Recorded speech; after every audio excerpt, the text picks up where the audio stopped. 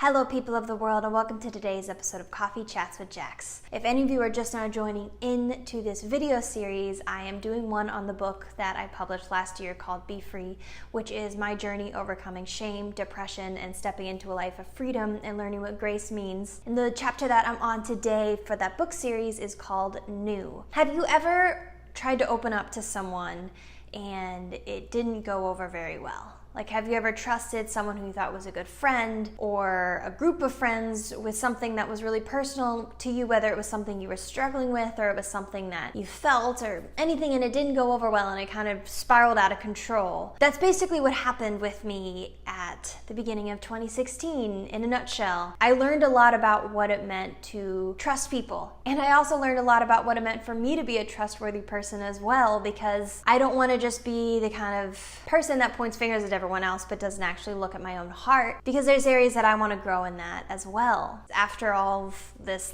chaos happened, I was at a really low place and I wanted a way out and I wanted to run. And so I ended up praying for a very specific sign to move to Nashville, because for some reason I always had this obsession with Nashville in my life. I'm not really sure why. I don't do music, I don't love country music, I'm not a barbecue fan. I just for some reason loved the city of Nashville, and I prayed for a reason out. And I remember sitting on my bed in my apartment in Burbank and just sitting there and praying. And what happened was, later that night I ran into someone who I wasn't super close with yet. Later down the road, she ended up becoming one of my best friend's favorite people in the world, aka the girl who wrote the foreword to my book. But she started talking about this school out in Nashville that she thought that I would really love. And she was like, oh my gosh, I don't know why I've never told you about this before. You would love this school. It's in Nashville. Don't you like Nashville? You should totally move to Nashville and go to the school. And I took 2 steps back from this conversation and I was like, I have to tell you something. It was the craziest experience ever. So literally the next day I filled my roommate in on my move. I put my 30-day notice on my apartment in, packed my car, and made plans to head east to Tennessee. I really expected it to be perfect, because it was this big answered prayer from Jesus that I knew that I was supposed to be there. So obviously everything's gonna go as planned, everything's gonna be great, pain-free, struggle-free. Not to say Nashville was bad, because it's a great city that I love to death, and I met a lot of incredible people there and I grew a lot there. But it was the farthest thing from pain-free. It was actually one of the hardest years ever. It grew me and it stretched me in so many ways that I needed to be grown and stretched in. I didn't know this at the time. I was pretty bitter about it. But looking back on it now, it makes sense why I had to go there. And I was confused because I felt like I had the specific sign answer to go, yet all this hard stuff, for lack of better words, was happening. But I realized that those seasons of our lives that are that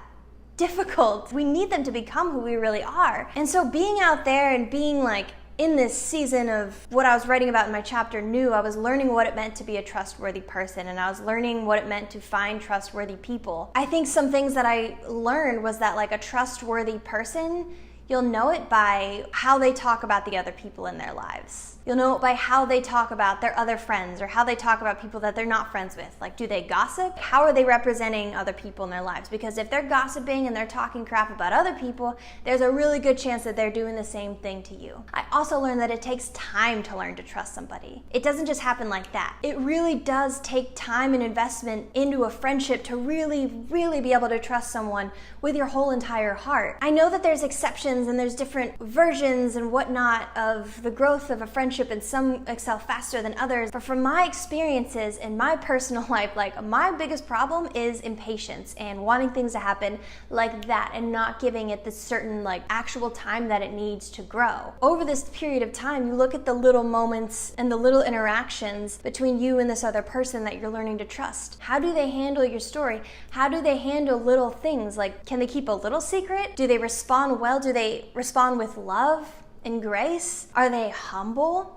Are they self-aware enough in their own lives to know where they're wrong? Are they also open right back with you? Or is it kind of a one-sided, you're going to them with all your stuff, but they never really open up and they're just kind of stoic and always okay? What does their character look like? What do their other relationships look like? And most importantly, what is the gut feeling in your own soul, in your own heart? What is that saying to you about this person? That, more often than not, is the greatest amount of wisdom that you carry. Speaking as someone who has a hard time trusting myself and trusting my gut, I've learned that that's a really big deal. And so when we know this about other people, we also have to take that into consideration for ourselves and making ourselves a trustworthy person and ourselves a safe person. How do we respond to other people? Do we represent people well? Are we respectful? Are we self-aware? Are we creating an environment that someone could come to us and we don't just preach at them, or we don't give them all the advice in the world as if we know everything and they know nothing? Or are we just sitting in it with them and letting them know that they're loved and reminding them who they are? Because just as much as it's important for us to find safe people in our lives,